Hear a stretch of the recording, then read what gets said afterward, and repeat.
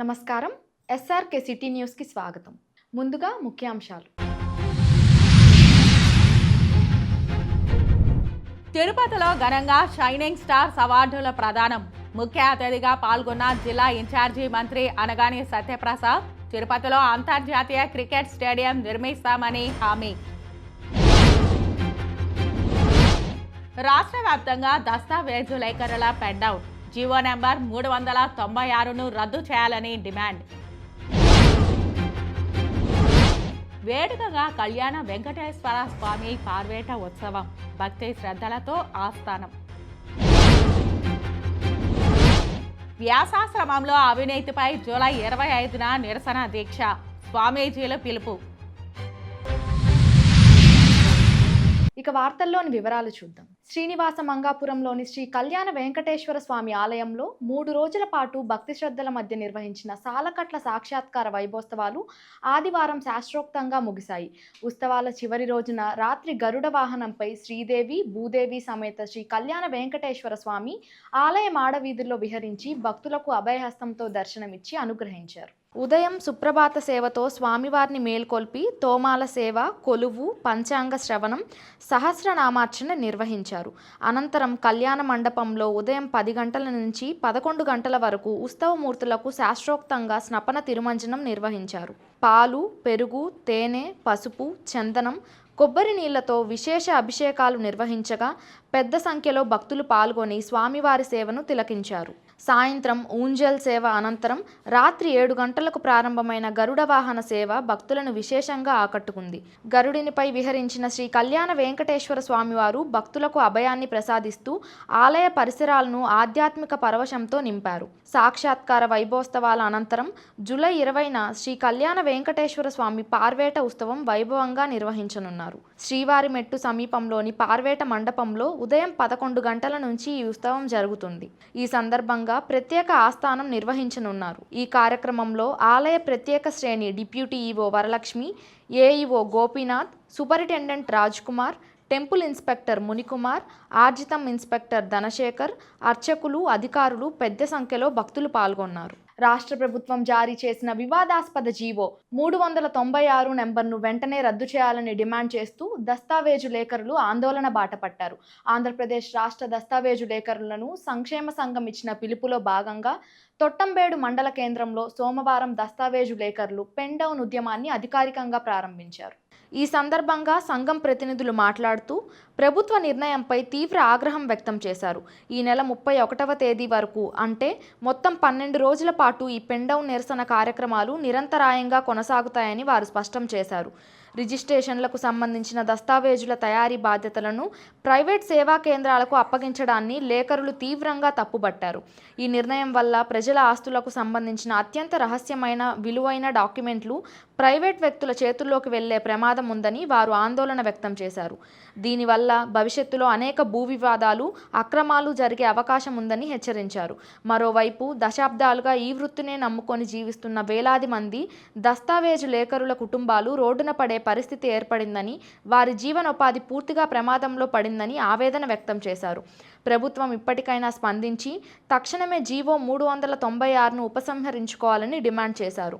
ప్రజల ఆస్తుల భద్రత కోసం, దస్తావేజు లేఖరుల సంక్షేమం కోసం తాము చేపట్టిన ఈ న్యాయమైన పోరాటానికి ప్రజలు, డాక్యుమెంట్ రైటర్లు అందరూ తరలివచ్చి మద్దతు ప్రకటించాలని వారు పిలుపునిచ్చారు.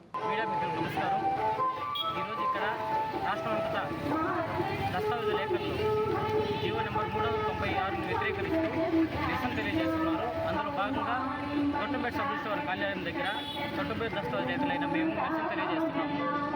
జీవో నెంబర్ 396 వల్ల రాష్ట్రంలో ఉన్న 3 లక్షల మంది దస్తావేజు లేఖరులు, వారి కుటుంబాలు అందరూ ఇబ్బంది పడుతున్నారు. అదేవిధంగా 306ని బేస్ చేసుకుని ప్రైవేటీకరణ చేయడం ఎంతవరకు కరెక్ట్ కాదు. ప్రజల ఆస్తులు ఇబ్బందులు పడతారు. వాళ్ళ ఆస్తులు ప్రైవేట్ వాళ్ళ చేతుల్లోకి వెళ్ళడం కరెక్ట్ కాదు. సదరు జీవోని వెంటనే రద్దుపరుచుకోవాలని, వెనక్కి తీసుకోవాలని మేము కోరుతున్నాము. ఏర్పాడులోని ప్రముఖ ఆధ్యాత్మిక కేంద్రమైన వ్యాసాశ్రమంలో జరుగుతున్న అక్రమాలు, అవినీతిపై సాధువులు సమర శంఖం పూరించారు. ఆశ్రమంలో చోటు చేసుకుంటున్న అక్రమాలకు వ్యతిరేకంగా ఈ నెల 25వ తేదీన భారీ నిరసన దీక్ష చేపట్టనున్నట్లు శ్రీ శివానంద స్వామి ప్రకటించారు. తిరుపతి ప్రెస్ క్లబ్లో నిర్వహించిన మీడియా సమావేశంలో పలువురు స్వామీజీలతో కలిసి ఆయన మాట్లాడారు. 25వ తేదీ శనివారం రోజున ఏర్పేడులో ఉన్నటువంటి వ్యాసాశ్రమములో వ్యాసాశ్రమ పూర్వ విద్యార్థులు, ఆశ్రమ స్వామీజీలు, ఆశ్రమ భక్తాదులందరితో వందల సంఖ్యలో ఆశ్రమం ముందు నిరసన దీక్షను నిర్వహించడం జరుగుతూ ఉంది.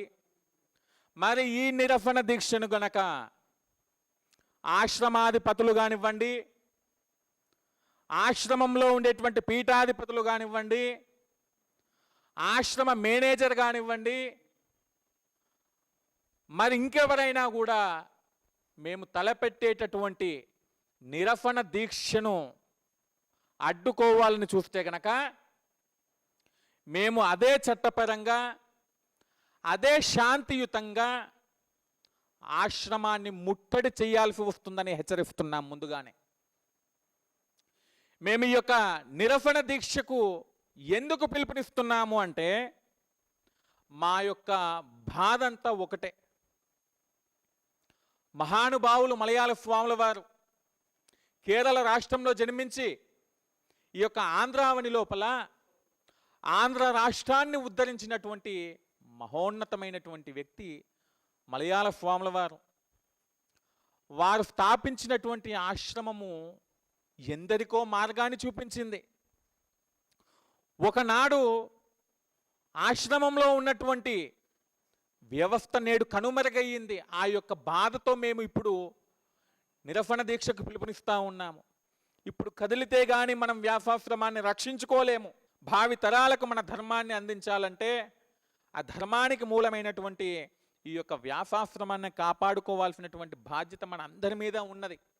కాబట్టి చలో ఏర్పేడుకు ఈ నెల 25వ తేదీన కదిలి వెళదాము, నిరసన దీక్షను విజయవంతం చేద్దాము, వ్యాసాశ్రమం యొక్క పునర్వైభవాన్ని మనమందరం కలిసి తీసుకువద్దాము అని తెలియజేస్తూ, మరి ఈరోజు మీడియా సమావేశానికి కూడా తెలంగాణ నుంచి ఇటు ఆంధ్రప్రదేశ్ నుంచి కర్ణాటక రాష్ట్రం నుంచి కూడా విచ్చేయటం జరిగింది. మన కర్ణాటక రాష్ట్రం నుంచి వచ్చినటువంటి మన స్వామివారు కూడా తమ సందేశాన్ని కన్నడ భాష లోపల తన యొక్క కన్నడ భక్తులందరూ కూడా తెలియజేయటం జరుగుతుంది.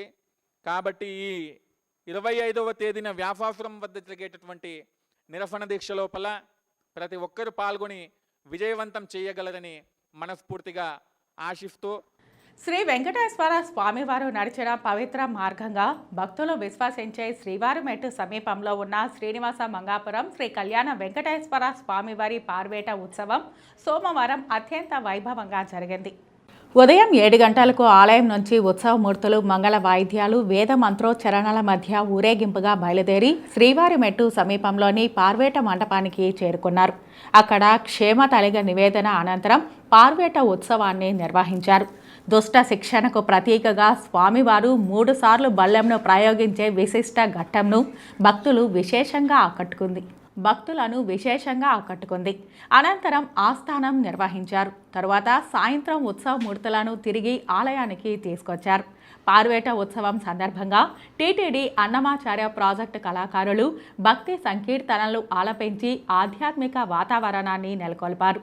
భజన బృందాల భజనలు, కోలాటాలతో భక్తులను అలరించగా అనంతరం విచ్చేసిన భక్తులకు అన్నప్రసాదాలను పంపిణీ చేశారు. ఈ కార్యక్రమంలో జేఈఓ శరత్, ఆలయ ప్రత్యేక శ్రేణి deputy EO Varalakshmi, AEO Gopinath, superintendent Raj Kumar, ఆలయ అర్చకులు బాలాజీ రంగాచార్యులు, టెంపుల్ ఇన్స్పెక్టర్లు మునికుమార్, ధనశేఖర్, జయ, ఇతర అధికారులు, అర్చకులు, విశేష సంఖ్యలో భక్తులు పాల్గొన్నారు. ఈరోజు సాక్షాత్తు కళ్యాణ వెంకటేశ్వర స్వామి వారు లోక కళ్యాణం కోసం, దుష్ట శిక్షణ శిష్ట రక్షణ కోసం మరి ఈరోజు పార్వేటి ఉత్సవంలో పాల్గొనటానికి ఘనంగా విచ్చేసి ఉన్నారు.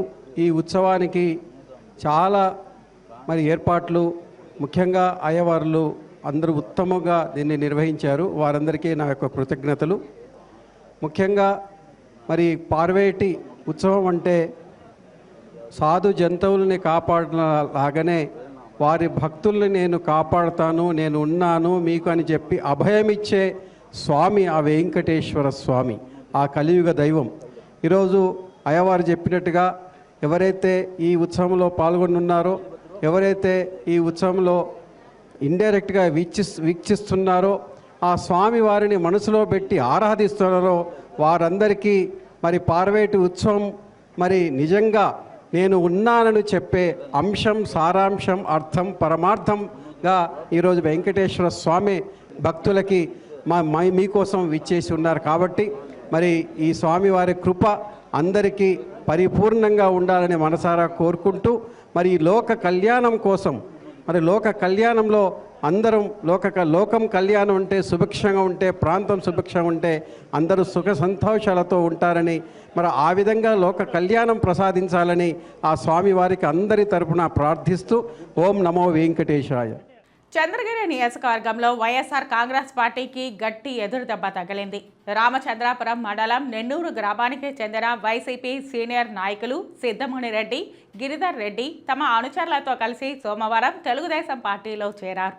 చంద్రగిరి శాసనసభ్యులు పులివర్తి నాని వారికి పార్టీ కండువాలు కప్పి సాదరంగా ఆహ్వానించారు. ఈ కార్యక్రమంలో Pothalapattu MLA Muralimohan, Tirupati town bank మాజీ చైర్మన్ పులుగోరు మురళీరెడ్డి ముఖ్య అతిథులుగా పాల్గొన్నారు.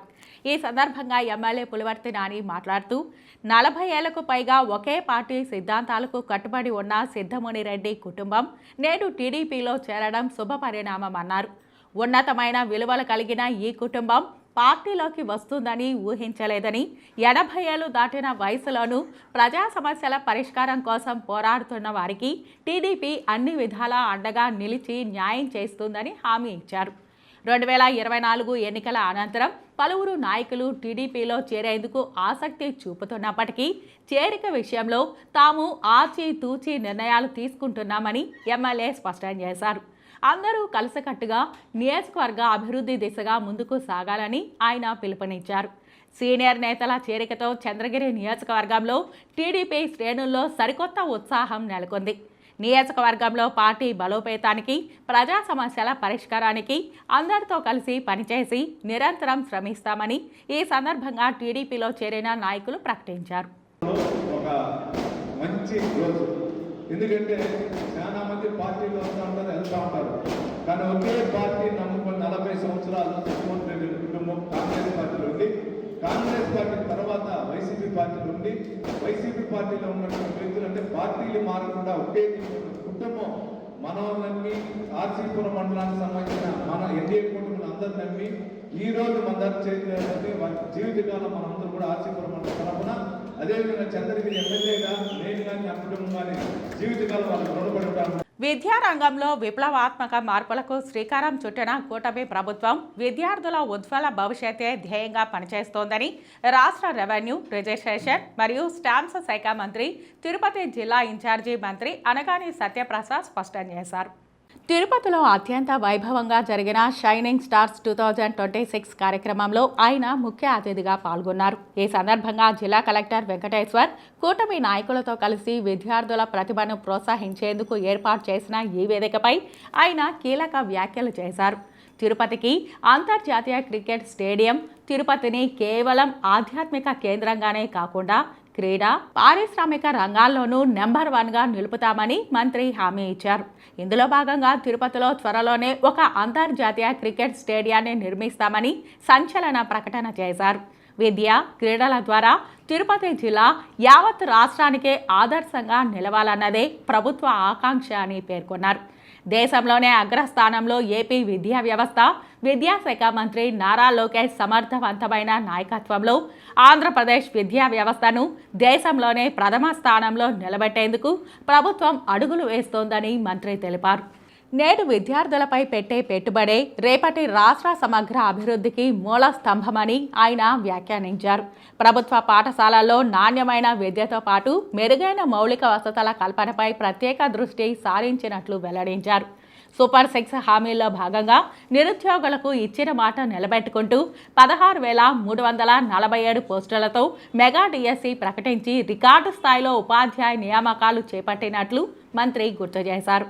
అలాగే సర్వేపల్లి రాధాకృష్ణన్ కిట్ల ద్వారా ప్రతి విద్యార్థికి అత్యంత నాణ్యమైన విద్యా సామాగ్రిని అందిస్తున్నామని చెప్పారు.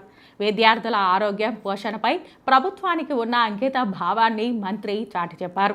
పాఠశాలల్లో మధ్యాహ్న భోజనంలో పోషకాహార విలువలను పెంచడమే కాకుండా గత ప్రభుత్వ హయాంలో నిలిచిపోయిన ఇంటర్మీడియట్ విద్యార్థుల మధ్యాహ్న భోజన పథకాన్ని తమ ప్రభుత్వం అధికారంలోకి రాగానే పునరుద్ధరించిందని హర్షం వ్యక్తం చేశారు. హెల్తీ వెల్తీ హ్యాపీ ఆంధ్రప్రదేశ్ సాధించడమే లక్ష్యంగా ప్రభుత్వం ముందుకు సాగుతోందన్నారు. ఈ నెల 24న రాష్ట్ర వ్యాప్తంగా తలపెట్టిన తల్లిదండ్రులు ఉపాధ్యాయుల సమావేశాలను ప్రతి ఒక్కరూ విజయవంతం చేయాలని, విద్యార్థుల ప్రగతిలో తల్లిదండ్రులు భాగస్వాములు కావాలని మంత్రి అనగాని సత్యప్రసాద్ పిలుపునిచ్చారు. ఈ కార్యక్రమంలో పలువురు ప్రముఖులు, అధికారులు, పెద్ద సంఖ్యలో విద్యార్థులు, వారి తల్లిదండ్రులు పాల్గొన్నారు.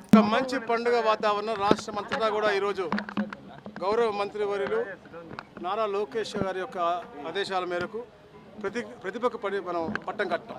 అంటే ఈ ఫిల్ స్టేషన్ ఏదైతే మంచి ఉన్నత మార్కులు వచ్చినటువంటి పిల్లల్ని 10వ తరగతి ఇంటర్మీడియట్లో వచ్చినటువంటి వాళ్ళకి షైనింగ్ స్టార్స్ అనే బిరుదు ఇచ్చి వాళ్ళకి సర్టిఫికేట్ ఇచ్చి ప్రతి ఒక్క పిల్లలకి కూడా 20,000 రూపాయలు, అంటే ఆర్థికంగా వెనకబడిన వాళ్ళు అవ్వచ్చు, అలాగే ఏదైతే వెనుకబడిన వర్గాల గురించి అవ్వచ్చు, అందరినీ కూడా బలోపేతం చేసే విధంగా ఒక మంచి వాతావరణంలో, ఒక వైబ్రెంట్ వాతావరణం, ఏదైతే హెల్తీ వెల్తీ హ్యాపీ మనకి ఎన్వైరన్మెంట్ కావాలని చెప్పేసి గౌరవ ముఖ్యమంత్రి గారు ఎప్పుడు అంటారో అలాంటి కార్యక్రమాలు చేయడం నిజంగా చాలా ఆనందదాయకం. ఎందుకంటే ఒక సమాజం అనేది దీంట్లో విద్యలో భాగస్వాములు అవ్వాలి లక్ష్యంతో గౌరవ ముఖ్యమంత్రి గారు ఎప్పుడు కూడా అంటూ ఉంటారు.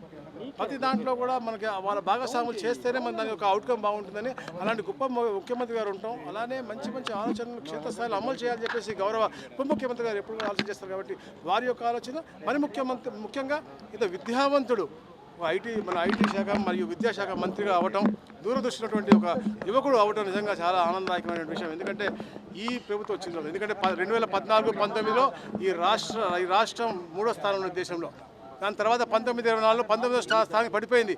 అలాంటి శాఖని ఛాలెంజ్గా తీసుకుని తప్పకుండా ఈ శాఖని నేను ఉన్నత స్థానాన్ని తీసుకెళ్తాను, ప్రతి ఒక్క పేదవాడికి కూడా విద్యని అభ్యసించే హక్కు ఉంది కాబట్టి వాళ్ళు కల్పిస్తాను లక్ష్యంతో ఈరోజు ఈ కార్యక్రమం చేయడం మేము తపన పడి ఈ రోజున ఎన్నో ఇన్సెంటివ్స్ ఇస్తా ఉన్నాం, ఎన్నో అవకాశాలు కల్పిస్తా ఉన్నాం. ఈ రాష్ట్ర నలుమూల కూడా ఈ యొక్క అభివృద్ధి వికేంద్రీకరణ చేసుకుంటూ మేము కల్పిస్తా ఉన్నాం. తిరుమల శ్రీవారి దర్శనానికి ప్రస్తుతం విధుల్లో ఉన్న సైనికులకు కల్పిస్తున్న తరహాలోనే దేశానికి సేవలు అందించి పదవీ విరమణ పొందిన మాజీ సైనికులకు కూడా ప్రత్యేక దర్శన సౌకర్యం కల్పించాలని కోరుతూ రాష్ట్రంలోని మాజీ సైనికులు తిరుపతిలోని టీటీడీ పరిపాలనా భవనం ముందు సమావేశమయ్యారు. తిరుపతి మాజీ సైనికుల అసోసియేషన్ ఆధ్వర్యంలో నిర్వహించిన ఈ నిరసన సమావేశ కార్యక్రమంలో ఆంధ్రప్రదేశ్లోని పలు జిల్లాలకు చెందిన మాజీ సైనికులు పెద్ద సంఖ్యలో పాల్గొన్నారు. దేశ రక్షణ కోసం తమ జీవితాలను ధారబోసిన మాజీ సైనికులను గుర్తించి శ్రీవారి దర్శనంలో ప్రత్యేక అవకాశం కల్పించాల్సిన బాధ్యత అందరిపై ఉందని ఈ సందర్భంగా వారు పేర్కొన్నారు. ఈ సమస్యపై ఇప్పటికే వెలగపూడిలోని సచివాలయంలో దేవాదాయ శాఖ మంత్రి ఆనం రామనారాయణ రెడ్డిని కలిసి వినతి పత్రం అందజేసినట్లు మాజీ సైనికులు వెల్లడించారు. ప్రభుత్వం వెంటనే చొరవ తీసుకుని టీటీడీ అధికారులకు తగిన ఆదేశాలు జారీ చేయాలని వారు కోరారు. అలాగే ఈ డిమాండ్ను వివరిస్తూ TTD chairman BR Naidu, EO రవిచంద్రాలకు కూడా వినతి పత్రం అందజేయనున్నట్లు వారు తెలిపారు. దేశ సేవలో భాగమైన తమకు తిరుమల కొండపై ప్రత్యేక దర్శన సౌకర్యం కల్పించి తగిన గౌరవం ఇవ్వాలని మాజీ సైనికులు ఈ సందర్భంగా విజ్ఞప్తి చేశారు. ఈరోజు ప్రధానంగా రాష్ట్ర వ్యాప్తంగా ఉన్నటువంటి మాజీ సైనికుల కుటుంబ సభ్యుల యొక్క చిరకాల వాంఛను, చిరకాల కోరికను ఏదైతే ప్రపంచవ్యాప్తంగా ప్రఖ్యాతిగాంచినటువంటి మరి తిరుమల తిరుపతి దేవస్థానం, అదేవిధంగా ఎంతో మరి వేల మంది, కోట్ల మంది అభిమానుల్ని, భక్తుల్ని కలిగినటువంటి వెంకటేశ్వర స్వామి సన్నిధిలో మరి దేశ సేవ చేసినటువంటి, దేశ రక్షణలో అనేక ఇబ్బందులు పడి, అనేక కష్టాలు పడి, అనారోగ్యాలకు సైతం గురయ్యి, అంగవైకల్యాలను సైతం పొందినటువంటి మాజీ సైనికులకి ప్రత్యేకమైనటువంటి దర్శన సదుపాయాలు కల్పించాలని చెప్పి, అదేవిధంగా వసతి సదుపాయాలు కూడా కల్పించాలని చెప్పి మరి మేము ప్రధానమైనటువంటి డిమాండ్తో మరి తిరుపతి దేవస్థానం ఈఓ గారిని, అదేవిధంగా చైర్మన్ గారిని కూడా కలిసి వినతి పత్రం ఇవ్వడానికి ఇక్కడ రావడం జరిగింది. మరి గమనిస్తే తిరుపతి దేవస్థానంలో ప్రత్యేక దర్శన వసతి సైనికులకు ఎవరైతే సర్వింగ్లో ఉన్నారో వారికి కల్పించడం చాలా సంతోషదాయకం, వారికి అవసరం కూడా ఉంది. అదేవిధంగా మాజీ సైనికులకు కూడా తిరుమల తిరుపతి దేవస్థానంలో మాజీ సైనికుల కుటుంబ సభ్యులకు కూడా మరి ప్రత్యేక దర్శన వసతి, అదేవిధంగా వసతి సదుపాయాలు కూడా కల్పించాలని చెప్పి మేము కోరుకుంటా ఉన్నాం. దయచేసి ఆంధ్రప్రదేశ్ రాష్ట్రంలో ఉన్న మాజీ సైనికులకు మరి తిరుమల తిరుపతి దేవస్థానంలో మరి ప్రత్యేకమైనటువంటి వసతి సదుపాయాలు, దర్శన సదుపాయాలు కల్పించాలని చెప్పి మేము కోరుకుంటా ఉన్నాం. అదేవిధంగా సెక్యూరిటీ మరి డిపార్ట్మెంట్లో ఉన్న ఉద్యోగాలు కూడా మాజీ సైనికులకు మరి కల్పించాలని చెప్పి ఈ రోజున 26 జిల్లాలకి 28 జిల్లాల నుంచి కూడా మరి మాజీ సైనికులు రావటం, ఇంకా వస్తూ ఉన్నారు, దారిలో ఉన్నారు. దూరాభారాల నుంచి, సుదూర ప్రాంతాల నుంచి, శ్రీకాకుళం నుంచి మదనపల్లి వరకు ఇక్కడ స్థానిక తిరుపతిలో ఉన్నటువంటి అసోసియేషన్ల పిలుపు మేరకు, రాష్ట్ర ఏపీఆర్ఎంఎస్ఎస్ రాష్ట్ర సంఘం పిలుపు మేరకు కథలు రావడం చాలా సంతోషం. నగరపాలక సంస్థ కార్యాలయంలో సోమవారం నిర్వహించిన ప్రజా ఫిర్యాదుల పరిష్కార వేదికకు 33 వినతులు వచ్చాయని కమిషనర్ ఎఫ్ఐసి శారదాదేవి తెలిపారు. సోమవారం తిరుపతి నగరపాలక సంస్థ కార్యాలయంలో డైల్ యువర్ కమిషనర్ ప్రజా ఫిర్యాదుల పరిష్కార వేదిక కార్యక్రమాలను నిర్వహించారు. ఈ కార్యక్రమంలో కార్యాలయంకు నేరుగా వచ్చి 33 మంది వినతులు సమర్పించి తమ సమస్యలు తెలిపారు.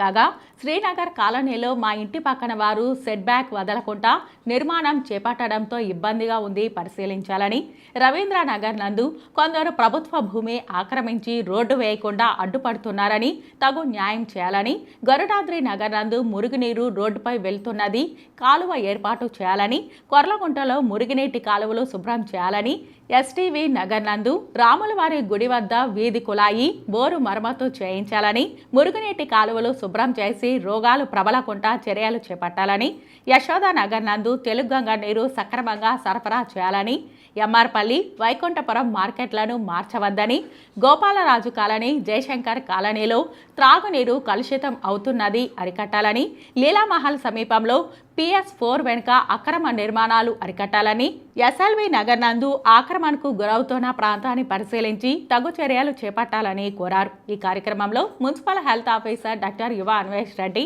Revenue officer Sethumadhav, horticulture officer Harikrishna, sanitary సూపర్వైజర్లు చెంచయ్య, సుమతి తదితరులు పాల్గొన్నారు. ఆధ్యాత్మిక నగరమైన తిరుపతిలో సరికొత్త ఆధ్యాత్మిక శోభ సంతరించుకుంది. నగర చరిత్రలోనే మొట్టమొదటిసారిగా అంతర్జాతీయ కృష్ణ చైతన్య సంఘం తిరుపతి ఆలయ ఆధ్వర్యంలో శ్రీ జగన్నాథ రథయాత్ర మహోత్సవం అత్యంత వైభవంగా కనుల పండుగగా నిర్వహించబడింది. సమస్త మానవాళి శ్రేయస్సు, ప్రపంచ శాంతి, నైతిక విలువలు మరియు కుటుంబాల మధ్య ఐక్యతను పెంపొందించే సంకల్పంతో ఈ దివ్య రథయాత్రను అంకితం చేశారు. నగరంలోని PLR కన్వెన్షన్ హాల్ నుండి ఈ రథయాత్ర అత్యంత వైభవంగా ప్రారంభమైంది. అక్కడి నుండి లక్ష్మీపురం సర్కిల్ మీదుగా ఎయిర్ బైపాస్ రోడ్ యూటర్న్ తీసుకుని తిరిగి PLR కన్వెన్షన్ హాల్ వరకు సాగింది. రథయాత్ర సాగిన మార్గమంతా భక్తుల జైత్ర యాత్రలా సాగింది. హరే కృష్ణ కృష్ణ కృష్ణ హరే హరే, హరే రామ రామ రామ హరే హరే అనే మహామంత్ర సంకీర్తనలతో భక్తుల నృత్యాలతో తిరువీధులు పులకించిపోయాయి. హరే కృష్ణ కృష్ణ కృష్ణ హరే హరే, హరే రామ రామ రామ హరే హరే, గోవింద గోవింద గోవింద, జై జగన్నాథ్ జై జగన్నాథ్.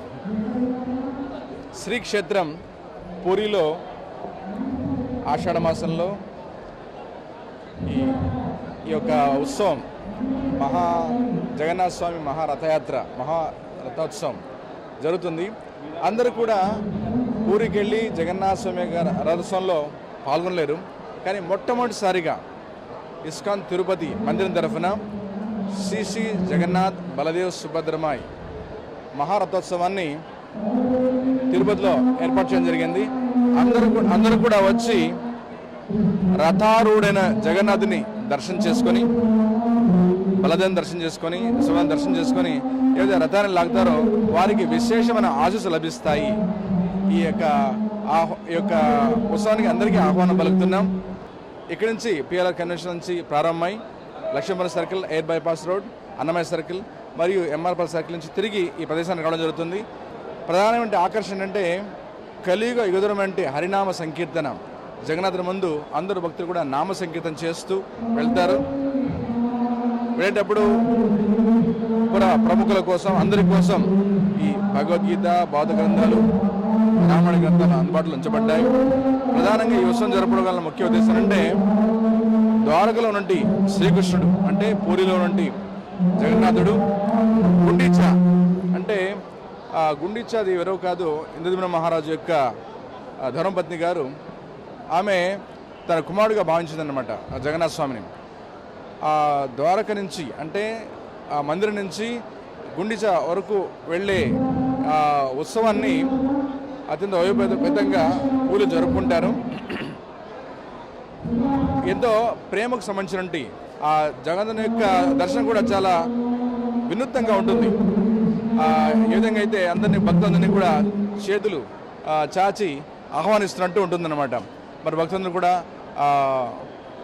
భగవంతుని నామ సంకీర్తన చేస్తూ భగవంతుని పొందే మార్గమే ఈ యొక్క జగన్నాథుని యొక్క విశేషం.